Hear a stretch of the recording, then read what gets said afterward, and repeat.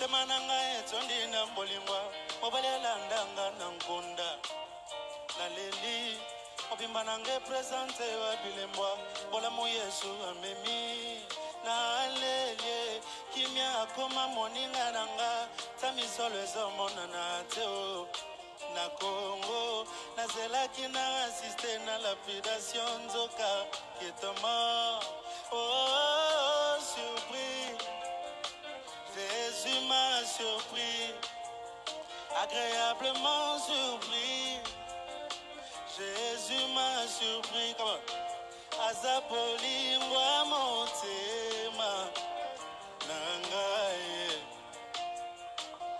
alongoli soni nangaye yemba nangaye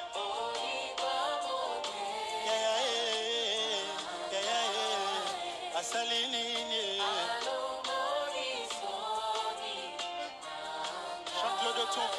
chante-le de tout ton cœur.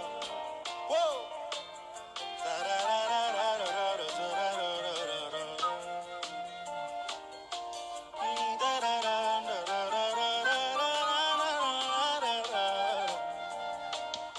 Papa, donne-moi une seule raison et continue à natika Yesu.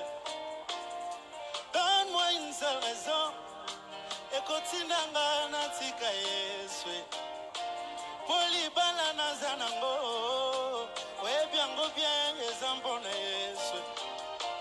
Mongongo nazana yango, webiango bien ezambo na Yesu. Yango na kotingama, Yesu na kotingama ye. Naleli, mobimba nange presente wa bilembwa, bolamu Yesu amemi. Naleli, kimia akoma moninga nanga, ata misolo ezomonana te o na Congo nazelaki na assiste na lapidation nzoka akitoma Jésus est-ce qu'on peut dire là mololo il m'a surpris agréablement surpris oh Jésus m'a surpris comment azabolingwa motema nangaye alongoli soni nangaye yemba nangaye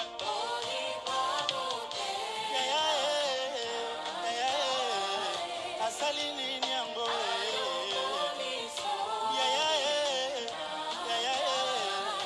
esina langwe nangambo yo asalini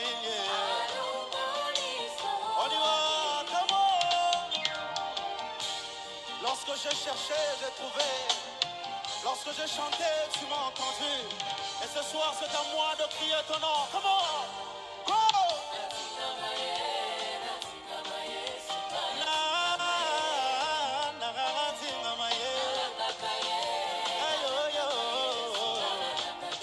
Ataba fingi talanenge na zotingama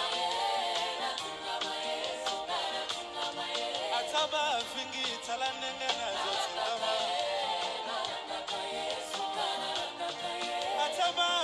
talanenge na zotingama yo Ataba fingi talanenge na zotingama yo Ataba fingi talanenge na zotingama Ataba fingi talanenge na zotingama Okay, sigo, saraboy. Landaye. Tingamaye. Sikoyo bina.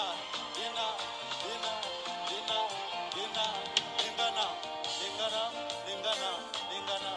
Mama Sandra lingana. Yaroste lingana. Eso go beta mololo.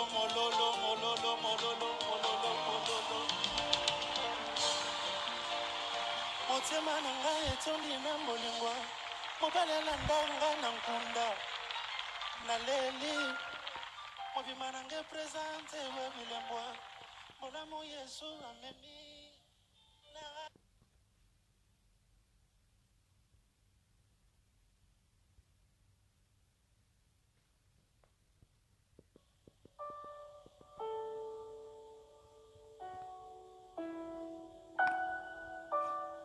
Père, nous te disons merci pour ce soir. Nous te disons merci pour cette opportunité que tu nous as accordée afin de nous retrouver dans ta présence. Saint-Esprit de Dieu, la Bible déclare que ce n'est ni par la force, ni par la puissance, mais c'est par l'Esprit de Dieu. Et ce soir, nous avons besoin de toi parmi nous. Nous avons besoin de ton assistance. Nous avons besoin de ta direction. Et je suis en train de prier pour que tu sois la carte d'invitation qui va saisir l'attention de ton peuple. Cher Saint-Esprit, parle-nous encore. Donne-nous la direction à suivre. Montre-nous le chemin à suivre. Parle-nous et enseigne-nous. Je suis en train de prier contre les influences sataniques, contre les plans de l'ennemi, contre mon frère, contre ma sœur. Je les annule au nom puissant de Jésus-Christ.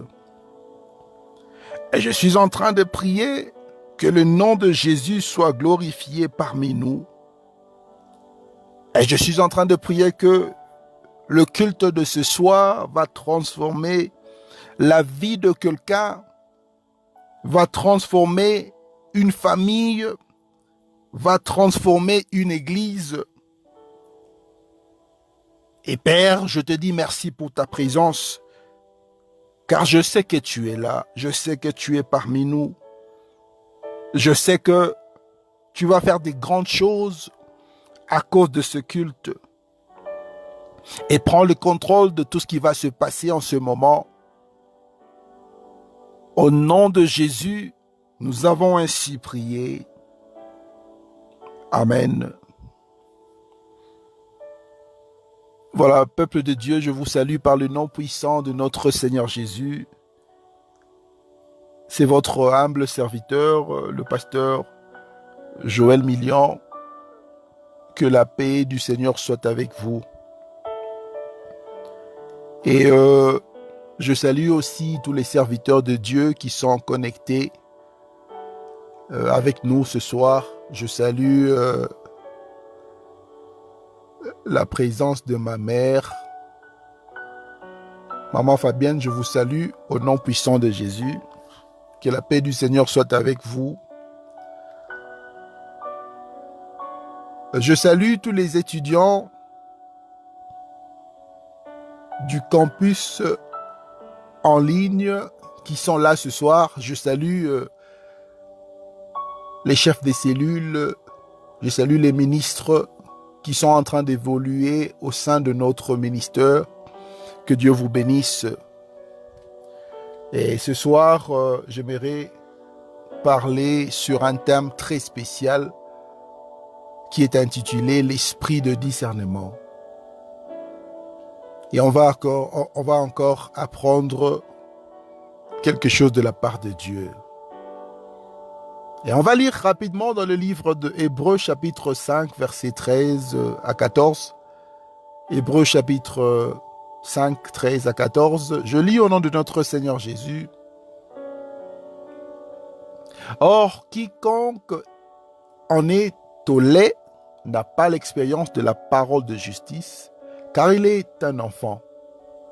Mais la nourriture solide est pour les hommes faits, pour ceux dont le jugement est exercé par l'usage à discerner ce qui est bien et ce qui est mal. » Voilà la parole du Seigneur, et que le nom de Jésus soit glorifié parmi nous. Et bien-aimés dans le Seigneur, la Bible nous parle de celui qui est encore au niveau du lait. C'est celui qui n'a pas les évidences de la parole dans son quotidien. Et ce n'est pas tout le monde qui a le discernement des esprits. Et je voudrais alors introduire mes propos en disant que nous sommes dans un monde assimilé il est difficile de faire la différence entre le bien et le mal. Il est difficile de faire la différence entre un chrétien et un païen, car nous vivons aujourd'hui dans un monde là où les choses se ressemblent. Et il devient de plus en plus difficile de faire la différence des choses. Il devient difficile de différencier les choses. Et lorsque nous revenons dans l'Église, vous allez comprendre que la culture du christianisme n'impacte plus les croyants. Et chez les musulmans, par exemple, vous allez voir et vous allez comprendre que ces gens ont embrassé et épousé la culture musulmane. La culture musulmane, et se sont endoctrinés par leurs enseignements culture du Coran. Tandis que chez les chrétiens, nous demeurons encore dans l'ignorance, je dirais. Nous venons dans les églises, mais on n'arrive pas à embrasser la culture du christianisme. Et vous savez, bien aimés dans les seigneurs, la Bible a une culture. Et ici, je parle de l'ensemble des convictions que nous bâtissons, qui régissent notre mode de fonctionnement dans la société humaine.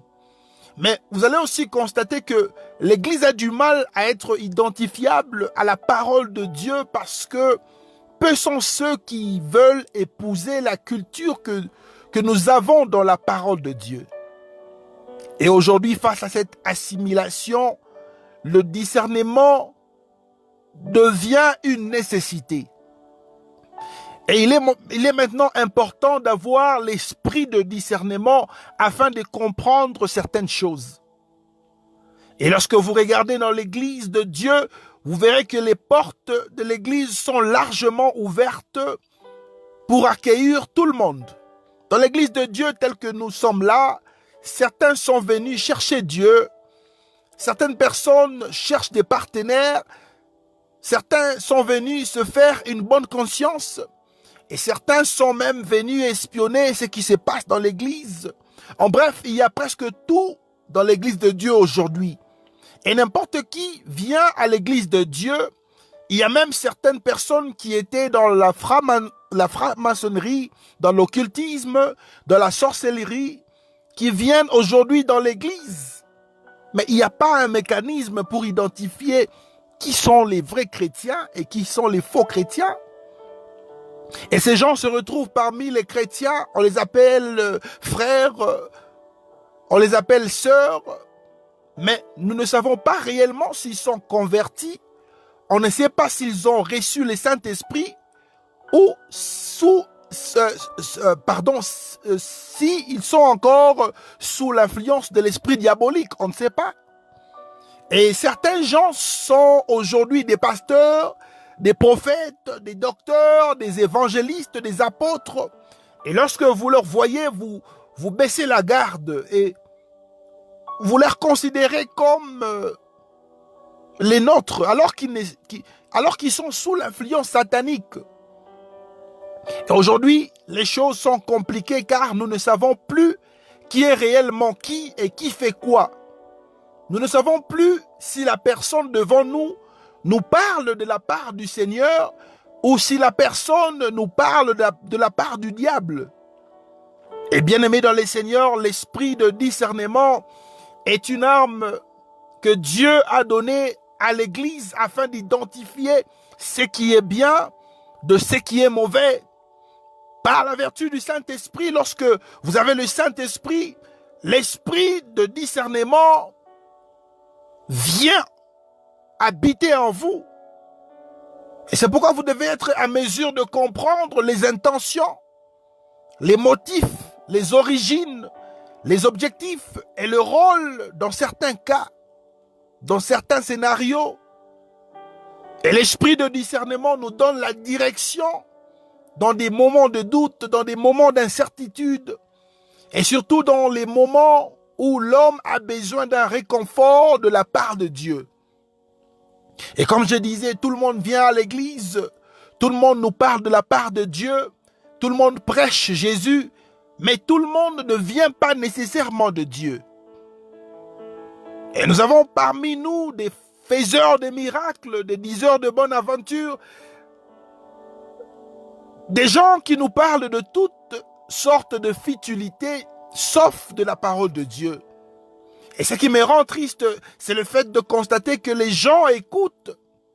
Ils croient sans avoir le discernement des choses. Et c'est pourquoi aujourd'hui les gens viennent dans l'église et après le culte, il y a des téléphones de nos bien-aimés qui disparaissent. Il y a des porte-monnaies qui disparaissent. Parce que, évidemment, on ne comprend pas qui sont parmi nous dans l'église. Il y a des familles qui sont divisées. Il y a des conflits entre nous à cause d'un élément qui manque. Et lorsque vous préparez un repas, vous devez vous rassurer que chaque élément est repris. Et vous devez vous rassurer qu'aucun ingrédient ne puisse manquer, car la saveur du repas dépend de tous les éléments qui sont réunis pour donner un produit fini. Et la parole de Dieu vient nous édifier. Ça vient pour édifier. Lorsque la parole de Dieu est prononcée, c'est comme une sémence dans le cœur de l'homme. Et la sémence doit germer dans le cœur. Et c'est un processus qui peut être court ou encore long, dépendant de la foi du porteur de cette parole. Et on ne peut pas écouter la parole de Dieu ni recevoir quelque chose au nom de l'Éternel sans pour autant avoir un mécanisme d'identification. On va lire rapidement la Bible dans le livre de Exode chapitre 3, versets 14 à 15. Mais on commence par le verset 14. Exode chapitre 3, 14. Je lis au nom de notre Seigneur Jésus. Dieu dit à Moïse, « Je suis celui qui suis. » Et il ajouta, « C'est ainsi que tu répondras aux enfants d'Israël. Celui qui s'appelle « Je suis » m'a envoyé vers vous. » Parole du Seigneur. C'était là le verset 14. Et vous allez comprendre que Moïse, devant l'Éternel, avait une seule préoccupation, c'était de comprendre si réellement c'était la voix de Dieu ou s'il se faisait des illusions. C'est pourquoi peu importe ce que vous recevez comme message de la part de Dieu, cherchez premièrement à comprendre si cela vient de Dieu. Cherchez à identifier si le message a un code céleste. Et posez-vous la question de savoir si le message a un vocal céleste. Moïse savait que le peuple allait lui demander, allait lui poser la question de savoir si le message qu'il leur apportait venait réellement de Dieu. Et vous allez voir que le peuple d'Israël avait compris la culture de Dieu.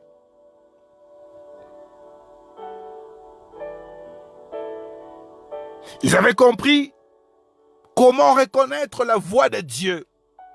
Et dans le verset 15, dans le livre de Exode, chapitre 3, au verset 15, Dieu dit encore à Moïse, tu parleras ainsi aux enfants d'Israël, l'Éternel, le Dieu de vos pères, le Dieu d'Abraham, le Dieu d'Isaac, le Dieu de Jacob, m'envoie vers vous.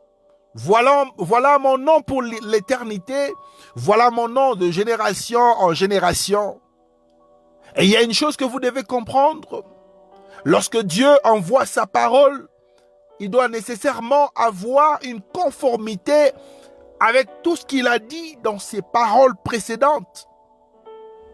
Et le Dieu qui a parlé à nos grands-parents, le Dieu qui a parlé à nos parents, est aussi le même Dieu qui nous parle à nos jours. Dieu ne change pas et sa parole ne change pas. Et lorsqu'il dit un mot, la chose s'accomplit. Et ici, j'aimerais t'amener à comprendre que depuis la réception de la parole de Dieu à sa pratique, on ne doit pas trouver des différences, on ne doit pas trouver un nombre de variations, on ne doit pas trouver un changement. Et c'est pourquoi plusieurs personnes sont victimisées dans l'église de Dieu parce qu'ils n'arrivent pas à comprendre la voix de Dieu. Et nous allons lire dans le livre de Exode chapitre 4 verset 1. Exode 4 verset 1, la Bible dit ceci. Moïse répondit et dit, voici, ils ne me croiront point et ils ne m'écouteront point. Mais ils diront, l'Éternel n'était point apparu. Dans l'église de Dieu, bien-aimé, Il n'est pas question seulement d'écouter la voix de la parole de Dieu, mais il s'agit aussi de comprendre si Dieu est l'auteur de cette parole ou de cette instruction. Et la Bible nous dit dans le livre de Jean chapitre 10 verset 27, « Mes brebis entendent ma voix, je les connais et elles me suivent. » Et ceux qui sont de Dieu savent reconnaître la voix de l'Esprit. Ceux qui sont de l'Éternel comprennent que c'est lui qui parle, c'est le commandant suprême. Et peuple de Dieu, ne vous limitez pas seulement à entendre les paroles qu'on vous apporte de la part de Dieu, mais faites comme Israël, qui était l'église de Dieu au temps de Moïse. Israël qui était l'église de Dieu au temps de Moïse, et Moïse qui était l'image de Jésus, qui cherchait à reconnaître la voix de Dieu. Et dans l'église de Dieu aujourd'hui, plusieurs pratiques prennent place. Il y a un désordre commandité par nos leaders qui ont pour source le monde satanique qui pousse l'agenda satanique. Et quelqu'un peut venir à l'église, on peut l'appeler frère ou encore sœur, mais est-ce que cette personne est réellement convertie? On peut vous dire que votre père est un sorcier, mais avant d'haïr quelqu'un, il faut d'abord chercher à comprendre l'origine de ce message. Est-ce que le message vient de Dieu? On peut vous demander de s'aimer de l'argent pour le compte de Dieu, mais cherchez premièrement à comprendre si le message vient de Dieu. Et peuple de Dieu, le but de cet enseignement n'est pas de vous rendre des rebelles. Ce n'est pas de faire de vous des rebelles, des gens qui s'opposent à la parole de Dieu ou aux serviteurs de Dieu, mais plutôt de vous pousser à prier pour recevoir l'esprit de discernement. C'est un esprit qui va vous permettre à comprendre la voix de Dieu. C'est un esprit qui va vous permettre à différencier le bien au mal. Et Satan a infiltré nos églises. Vous devez grandir afin d'avoir l'art du jugement, parce que cela devient de plus en plus vital. Et dans ce temps de la fin, la survie et l'intégrité de l'Église dépendent de la capacité de chacun à grandir dans son discernement, parce que nous sommes infiltrés. Et vous savez, dans les pays bien organisés, il y a la présence des services secrets. Et les services secrets sont là pour veiller à ce que le pays ne soit pas exposé au plan de l'ennemi.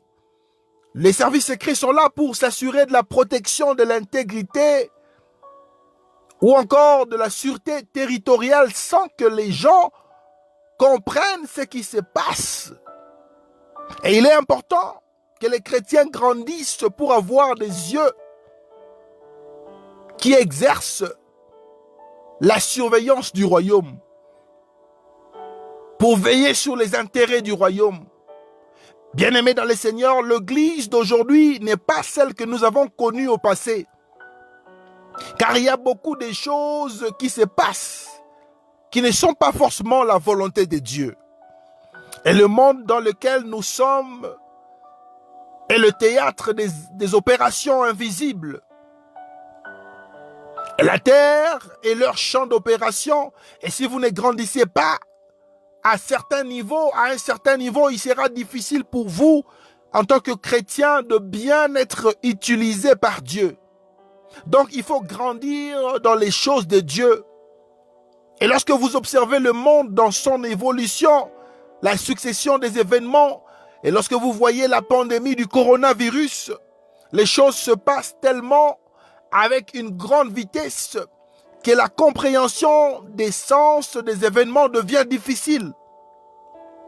Et les choses se passent tellement vite que le commun des mortels n'arrive pas à expliquer ces choses. Nous vivons dans l'époque de l'information et si nous n'arrivons pas à discerner certaines choses, nous allons commettre beaucoup d'erreurs dans notre vie chrétienne. Alors je faisais un examen de conscience, je réfléchissais et j'ai compris que plusieurs chrétiens passent des moments difficiles. Et beaucoup de chrétiens ne s'en sortent pas. Ils se posent des questions par rapport à leur relation avec Dieu. Il se pose des questions sur le christianisme et il se pose des questions sur les difficultés qu'ils sont en train d'expérimenter. Et les chrétiens font face aux échecs répétés. Et les circonstances difficiles que les chrétiens vivent au quotidien ont tellement primé et les gens sont arrivés à un point où ils ne sont plus lucides. Face aux échecs et aux difficultés que rencontrent les chrétiens, tout ce qu'ils font comme analyse est dans le sac de leur expérience. Et vos expériences, vos circonstances, vos situations ont une voix intérieure qui parle parfois tellement fort que la voix de l'esprit, des fois ça parle comme la voix de l'esprit. Il y a une confusion entre cette voix et la voix de Dieu. Donc, lorsque tu examines ce qui se passe dans ta vie chrétienne par rapport aux circonstances que tu vis, tu peux arriver à un point où tu vas tirer des conclusions que Dieu me parle. Tu peux te dire que Dieu te parle. Alors que ce n'est pas Dieu. Par contre, tu dois réaliser que ce sont les circonstances que tu passes qui te poussent à croire que c'est la voix de Dieu qui te parle. Et beaucoup de gens ont pris des mauvaises décisions parce qu'ils souffrent trop. Et à force de souffrir, à force de passer par l'échec, l'homme peut tirer des conclusions sur sa vie chrétienne. L'homme peut se dire, je pense que Dieu me parle, je pense qu'il me pousse à faire ça, je pense qu'il me pousse à faire ceci, alors que Dieu n'a rien à voir avec cela. Et le problème du discernement est très sérieux dans la vie d'un chrétien bien-aimé. C'est pourquoi dans ta vie avec Dieu, dans ta marche avec Dieu, cherche à comprendre la voix de Dieu. Cherche à avoir le discernement des esprits. L'esprit de discernement est très important. Plusieurs personnes se sont égarées aujourd'hui à cause des circonstances et des situations difficiles qu'ils passent. Et vous devez réaliser ce que vous vivez peut influencer vos décisions et vous devez faire attention, vous devez faire très attention. Je vous donne un exemple afin de comprendre ces choses. La Bible dit ceci, que vous serrez la tête et non la queue. Et tu te dis que même si je ne me suis pas préparé à passer cet examen pour conduire une voiture, je vais la conduire et j'aurai mon permis de conduire. Mais bien aimé, c'est ce que j'appelle le manque de discernement, car tu vas te retrouver dans un accident et tu n'auras pas ton permis de conduire. Je donne un deuxième exemple. La Bible dit, tout lieu où foulera la plante de ton pied te sera donné en possession. Et sans discernement, tu commences à te dire, comme je suis là, je possède ce territoire, sans pour autant chercher à comprendre pourquoi cette parole était prononcée. Tu te retrouves entre les mains de tes ennemis. Et là, c'est encore ce que je désigne de manque de discernement. Peuple de Dieu, il y a des enseignements qui peuvent te tromper et tromper plusieurs personnes. Et c'est pourquoi il est essentiel d'avoir le discernement. Sinon, tu risques de te retrouver dans la décoration. Et le discernement est la clé pour la survie de l'Église. Le discernement est la clé pour la survie de l'Église. Et sans le discernement, le peuple se perd. Sans le discernement, le peuple de Dieu commet des erreurs.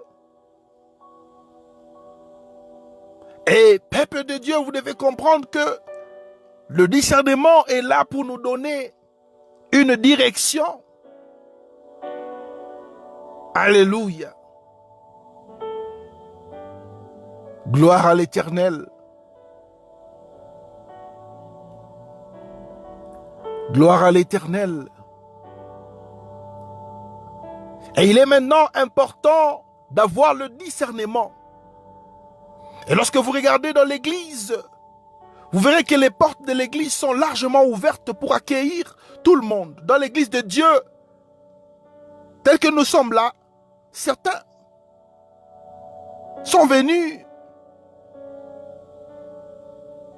pour chercher la face de Dieu. Certains sont venus chercher Dieu, certains cherchent des partenaires, certains cherchent à se faire une bonne conscience. Certains sont là pour espionner. Mais n'importe qui peut venir à l'église de Dieu. N'importe qui peut vous apporter la parole de Dieu. Mais vous avez besoin de l'esprit de discernement. Et cet esprit de discernement, c'est la clé. C'est la clé que Dieu nous a donnée afin de comprendre sa direction. C'est la clé que Dieu nous a donnée afin de comprendre le chemin.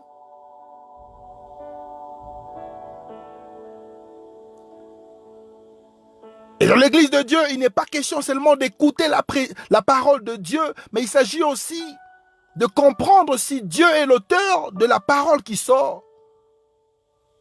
Peuple de Dieu, ne vous limitez pas seulement à entendre les paroles qu'on vous apporte de la part de Dieu, mais faites comme Israël. Faites comme Israël. Je bénis Dieu pour cet enseignement. Je bénis Dieu pour ce moment parce que l'Esprit de Dieu est en train de faire un grand travail. L'Esprit de Dieu est en train de parler à quelqu'un. L'Esprit de Dieu est en train de descendre pour toucher quelqu'un. Et le discernement est la clé pour la survie de l'Église. On dit souvent que le temps change les choses. Mais en réalité, le temps ne change pas les choses. Mais c'est plutôt votre compréhension qui change les choses. C'est pourquoi la bénédiction ne vient pas avec le temps. Bien-aimé dans le Seigneur, Dieu ne bénit pas une personne par rapport au temps qu'il a passé dans une église ou dans sa présence. Mais Dieu bénit une personne à cause de la maturité que la personne développe. Et la maturité, c'est le fait de comprendre la parole de Dieu, le fait de discerner la voix de Dieu.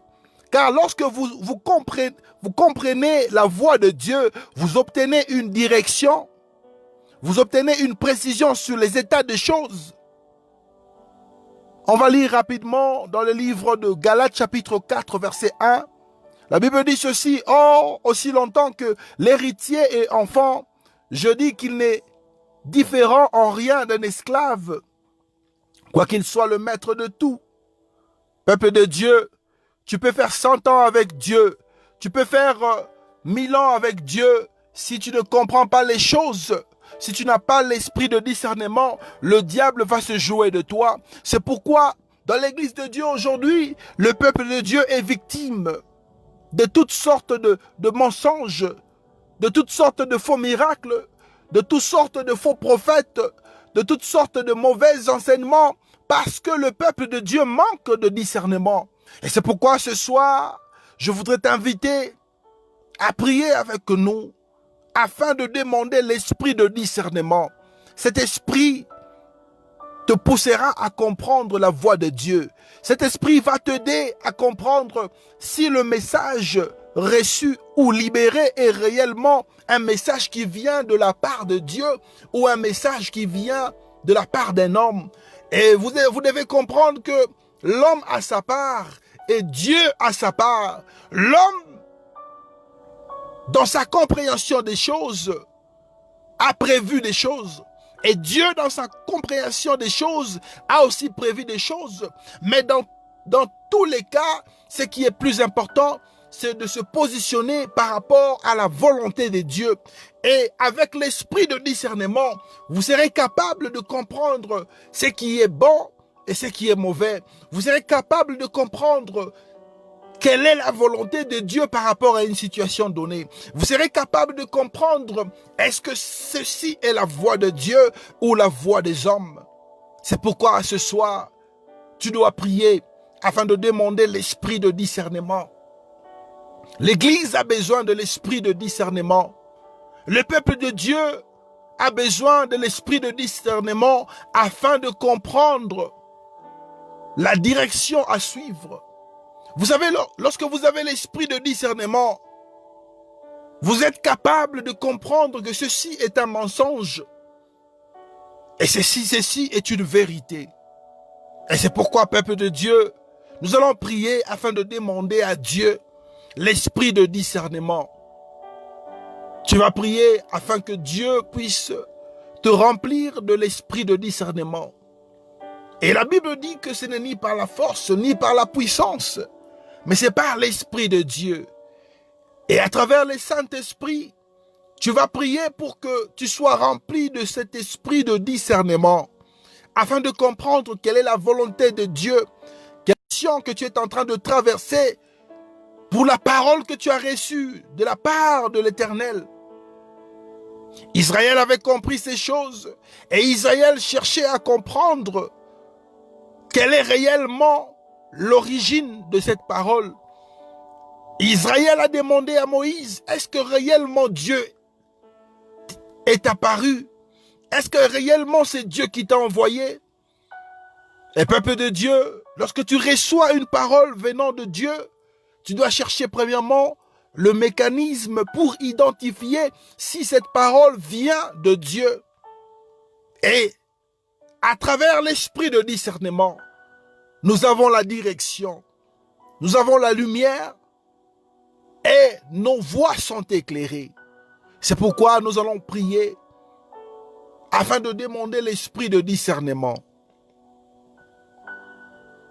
L'esprit de discernement est la clé que l'Église de Dieu a besoin afin de déverrouiller les portes qui sont fermées devant nous pour entrer dans la volonté de Dieu, pour comprendre la voix de Dieu, pour comprendre la voix de l'Esprit.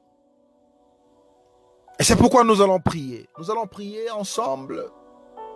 Père, au nom de Jésus, je prie pour que ce moment soit sanctifié. Je suis en train de prier selon qu'il est écrit dans ta parole, que ce n'est ni par la force, ni par la puissance, mais par l'Esprit de Dieu.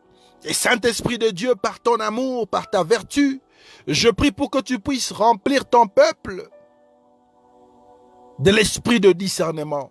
Je prie pour que tu puisses nous remplir de cet esprit qui va nous permettre de comprendre ce qui est bien, de ce qui est mauvais. Je prie pour que tu puisses nous remplir de l'esprit de discernement afin de comprendre la volonté parfaite de Dieu. Remplis ton peuple de cet esprit. Remplis nos cœurs de l'esprit de discernement afin de comprendre le bien et afin de discerner le mal. Père, je suis en train de prier afin que ton peuple puisse bénéficier de cet esprit surnaturel, de cet esprit supérieur. Et je prie maintenant afin que tu remplisses ton peuple de cet esprit. Esprit de Dieu, saisis ton peuple maintenant. Saisis ton peuple maintenant afin d'être rempli de l'esprit de discernement. Et nous avons ainsi prié au nom de Jésus notre Seigneur et Sauveur. Amen, amen, amen. Bien-aimés, que Dieu vous bénisse. Je sais que l'Éternel nous a parlé et Dieu s'est manifesté. Et je vous demande de faire le travail d'un évangéliste, le travail d'un gagnant d'âme en partageant ce programme à vos amis, à vos familles et à tous ceux qui vous sont chers.